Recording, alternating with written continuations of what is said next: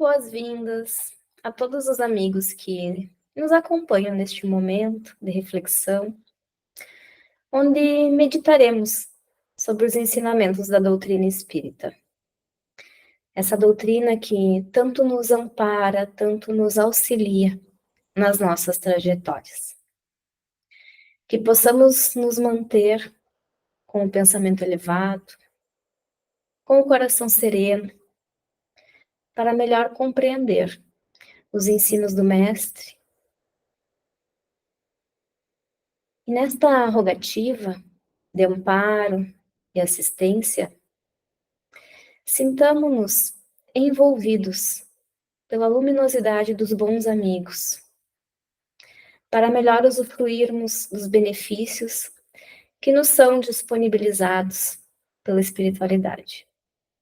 Também mantenhamos a rogativa para que consigamos transferir esses ensinamentos para o nosso dia a dia, para que alcancemos a nossa autotransformação, compreendendo melhor o mundo de hoje.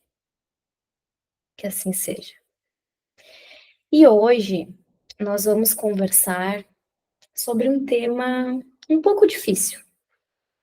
Tema este que necessitamos estar alimentados pela fé para melhor compreender e principalmente confiantes no Pai. Ele está no Evangelho segundo o Espiritismo, lá no capítulo 5, item 21.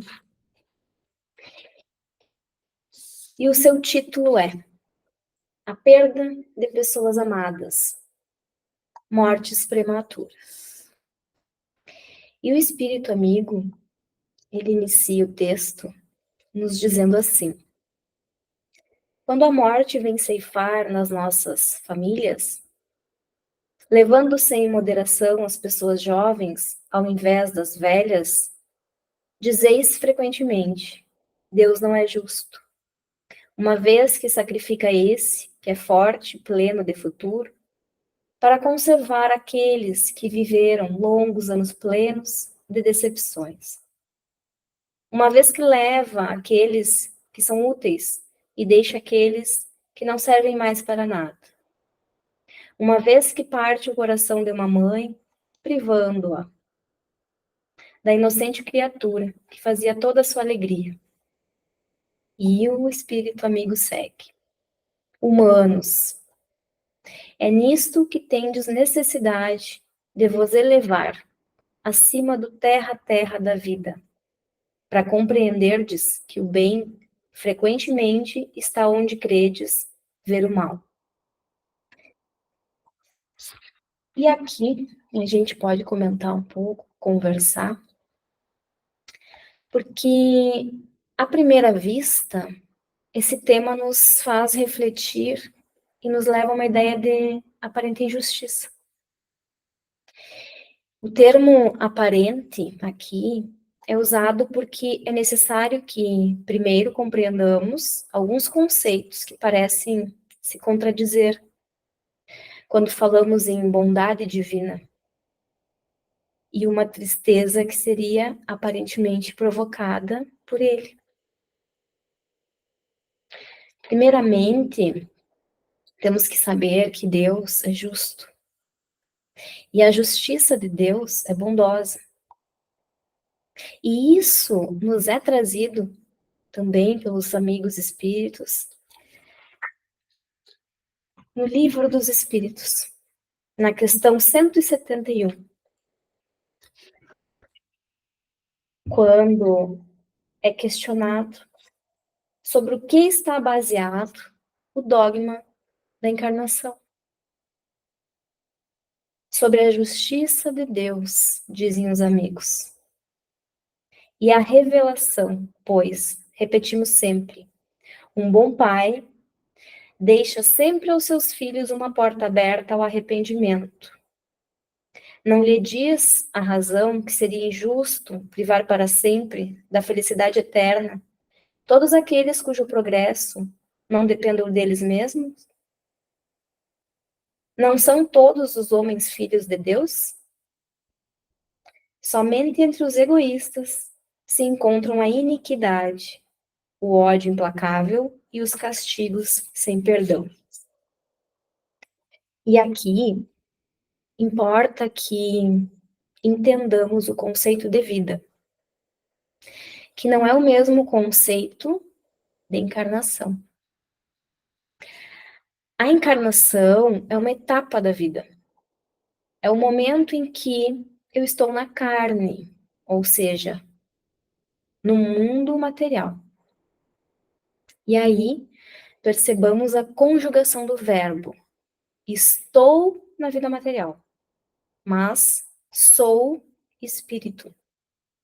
Aqui o verbo ser é aplicado a nós como essência. Somos do mundo espiritual. E sendo espíritos, a vida espiritual é a vida plena, que aceita a vida material como um componente da estrutura. Então, o nascer e o morrer fazem parte da vida material. Como nos diz a questão 68, também no Livro dos Espíritos, morrer sendo o esgotamento dos órgãos. Então, o nascer seria o seu oposto, o início do funcionamento dos órgãos físicos. Então, viver supera o nascer e o morrer, porque somos espíritos que estamos reencarnados, ou seja, vivemos, seja na vida material, seja na vida espiritual. Quando falamos em uma morte, como fala esse assunto em conversação, percebamos que ela gera tristeza, gera um senso de abandono e até mesmo de desespero. E aí, nesse conjunto, entra a ideia, que é nossa, né, não é de Deus, da injustiça. E aí percebemos que não há injustiça, visto que existe um outro ponto a ser pensado: a reencarnação.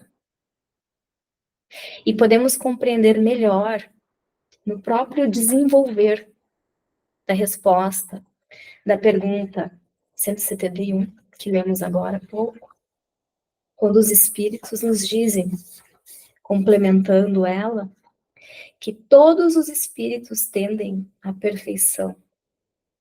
E Deus lhes fornece os meios pelas provas da vida corpórea. Mas, em sua justiça, lhes faculta realizar em novas existências o que não puderam fazer ou concluir numa primeira prova.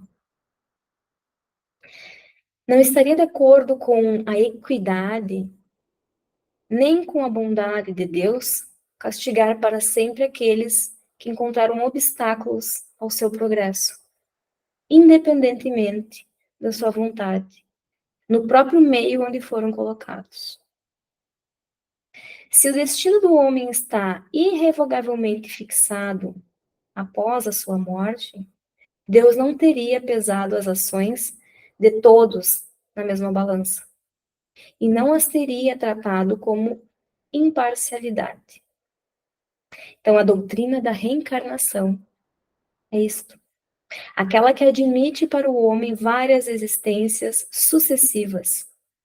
É a única que responde à ideia que fazemos da justiça de Deus em relação aos homens colocados em uma condição moral inferior.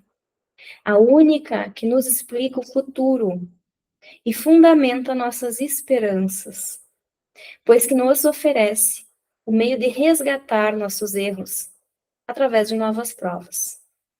A razão indica essa doutrina e os espíritos nos ensinam.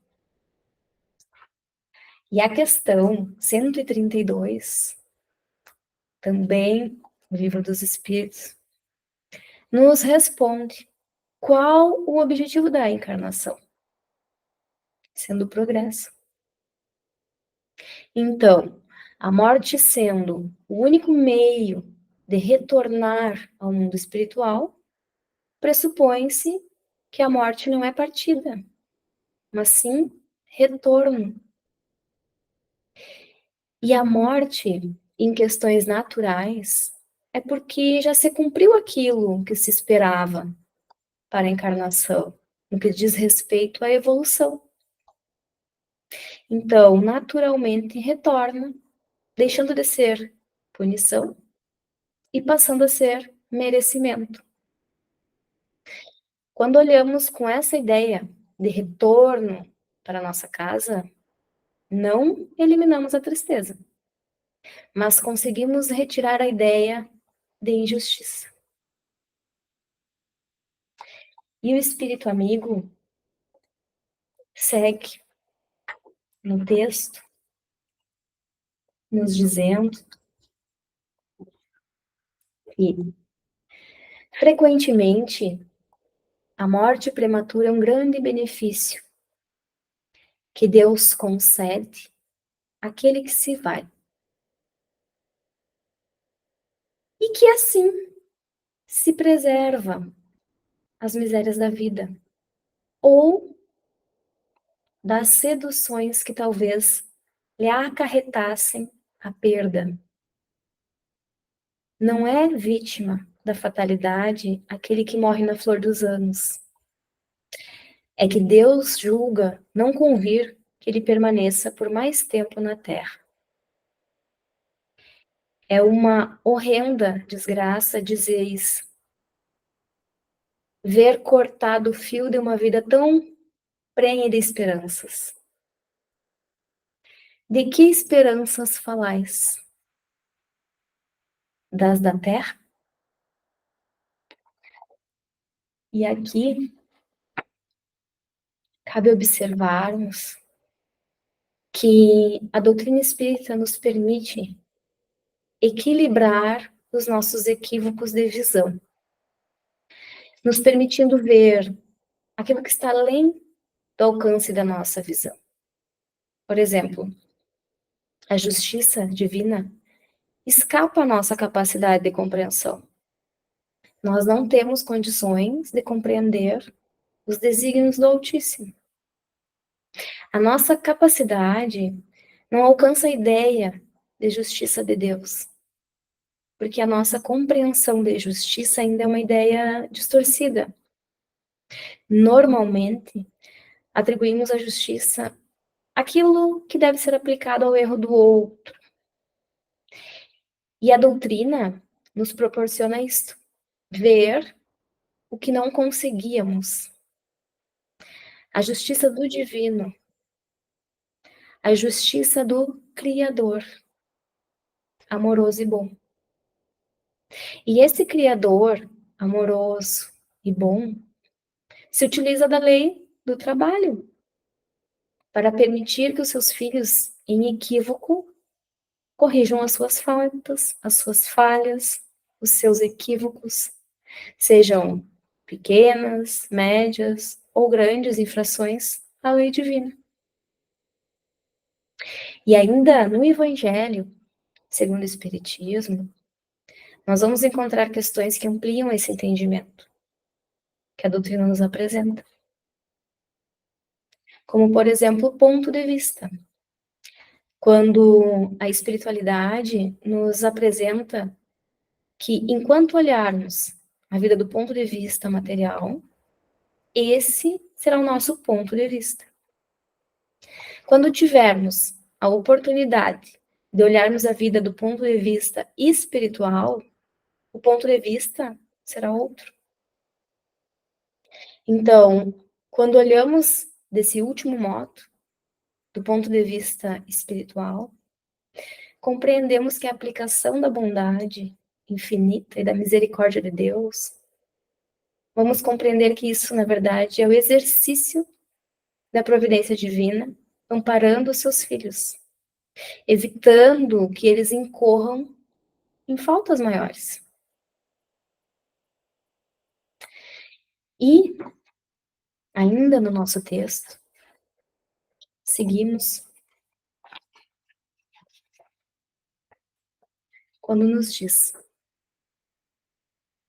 desdenhais, então, das esperanças da vida futura, ao ponto dele preferirdes as da vida efêmera que arrastais na terra? Supondes, então, que mais vale uma posição elevada entre os homens do que entre os espíritos bem-aventurados? Questionamentos que os espíritos nos colocam para que reflitamos. Essa confiança no futuro é sabermos que tudo o que fizermos terá uma consequência. Então nós construímos esse futuro com a atitude de agora, com esse olhar consequencial. Então, a esperança no futuro não é esperar o futuro, mas justamente construir esse futuro pela ação no nosso presente.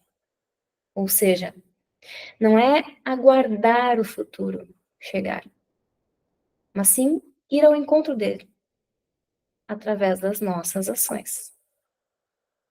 E o benfeitor ainda, ele vem consolar.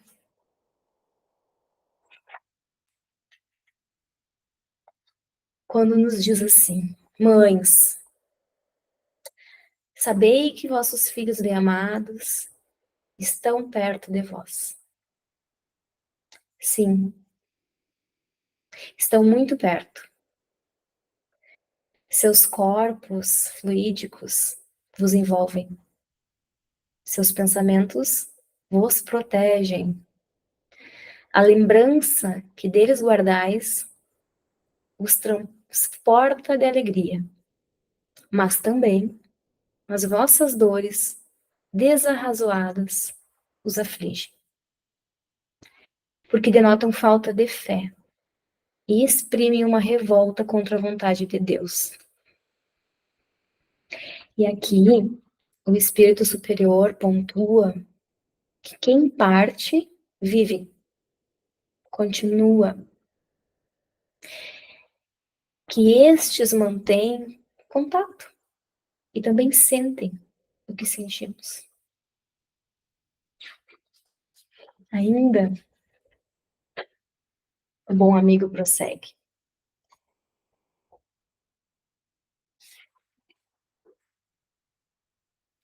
vós que compreendeis a vida espiritual, escutai as pulsações do vosso coração a chamar esses entes bem-amados. E se pedirdes a Deus que os abençoe, em vós sentireis fortes consolações, dessas que secam as lágrimas. Sentireis aspirações grandiosas, que vos mostrarão o porvir que o soberano Senhor prometeu. Sansão, ex-membro da Sociedade Espírita de Paris. E com essa mensagem, agradeçamos ao Pai cada momento e oportunidade que temos em contato com a doutrina espírita. E roguemos para que possamos ir trabalhando e transformando em nós o que aqui aprendemos, que é o que necessitamos. Que assim seja e todos sigam na paz de Deus.